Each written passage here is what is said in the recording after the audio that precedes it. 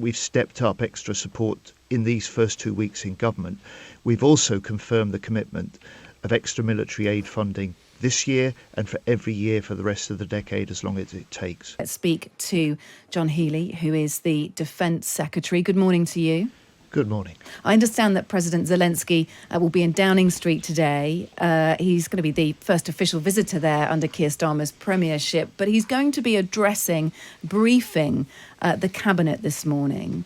What are you expecting to hear? He is indeed. When Keir Starmer said Britain will continue our steadfast support for Ukraine, he meant it. And this is the Prime Minister getting on with the job of government, so the President will be the first foreign leader to address a British cabinet since Bill Clinton in 1997. We will also sign a new treaty to boost UK industrial production to support Ukraine, because in the end this is as much about a war of industrial production as it is about a war of forces on the battlefield. Donald Trump, in his address to the Republican National Convention, pledged to end the war in Ukraine. How do you imagine he's going to do that, and will he have your support? I don't know what he means when he says that, but I do know that as a new government, we were out in Washington last week at the Nato summit, the first summit with 32 members of an alliance which is now stronger, bigger, more united than ever. And it's in America's best interests that Europe is secure, NATO is strong, and it's in Americans' best interest that Putin does not win in Ukraine, because if he does win, he won't stop in Ukraine. It's been suggested that one of the lines that may be drawn by Donald Trump is that the areas of Ukraine that have been annexed by Russia, both Crimea and in this more recent war, should be given back to Russia, that there should be some negotiation over those annexed territories in the interest of ending bloodshed, of losing Ukrainian lives. Can we say for certain that in your Department of Defence, and also aligned with Keir Starmer, that you do or do not back some or all of that annexed land remaining annexed and eventually going back into the hands of Ukraine? Where is your dividing line here, I guess, on this? The Ukrainians are the ones that are fighting.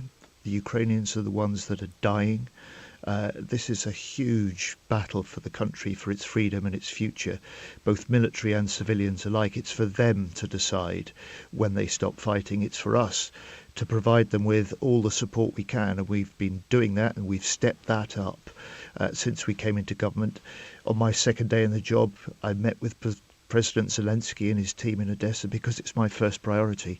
So we've stepped up and speeded up the military support we can provide, but we're also stepping up the economic action we can take by today spearheading a European effort to clamp down on the shadow fleet of oil tankers Russia uses to break sanctions. And we're also putting this new treaty in place which will allow export finance, so our British companies can boost jobs and production here and in Ukraine to help with their war effort. That's our job, strengthen their hand both on the battlefield and with the industry and the economic pressure behind them, put them in the strongest possible position to make those calls about whether, and if so when, to start to negotiate with Russia. You're saying there that you will unequivocally back Ukraine. The war may go on indefinitely. It may go on for years. It could even go on for decades. Does that sit comfortably with you, that you are not putting any time limit on this, that you are prepared to back Ukraine for years, for decades? So Putin could end this today if he withdrew his forces that have illegally invaded a sovereign country. But he's not going to do that, is he? Well, and so from your perspective, how long are you prepared to unequivocally support Ukraine? If we take the starting point that the defence of the UK starts in Ukraine, and if Putin wins in Ukraine, he will not stop there, then we must stand with Ukraine. We're determined to do that.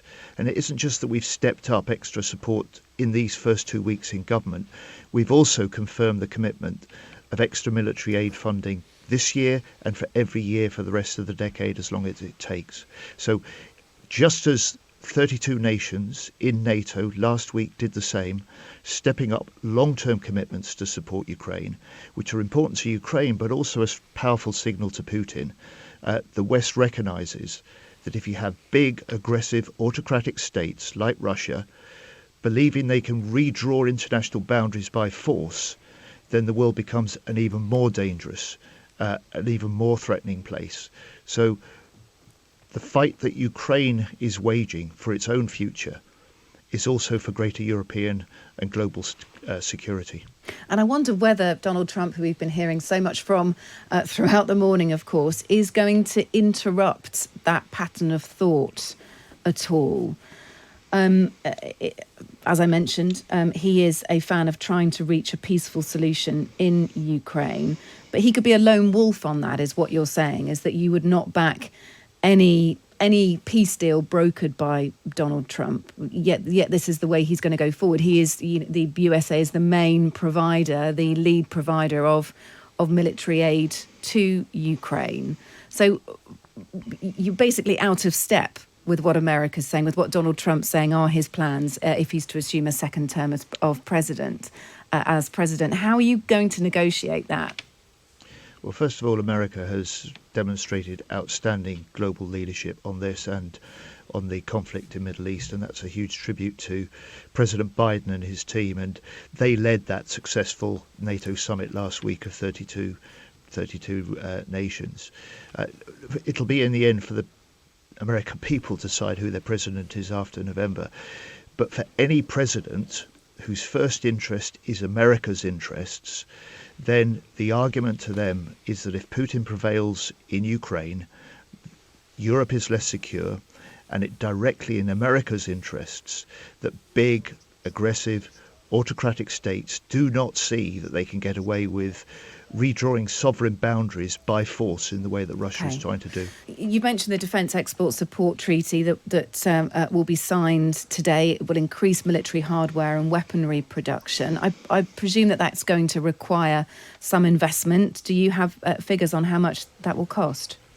So these are export finance guarantees, an established system that we've got in place. But this treaty with Ukraine allows us to make available another £3 billion to support British companies doing the job of stepping up industrial production to reinforce the Ukrainians' fight. And as I have said, this is a war for industrial production, not just a war for territory and supremacy on the battlefield. And that's why we've got to bring these efforts to support Ukraine and make good on the Britain's commitment that we as a country will stand with Ukraine for as long as it takes. And I've been really proud over the last 2 years that Britain remains united for Ukraine.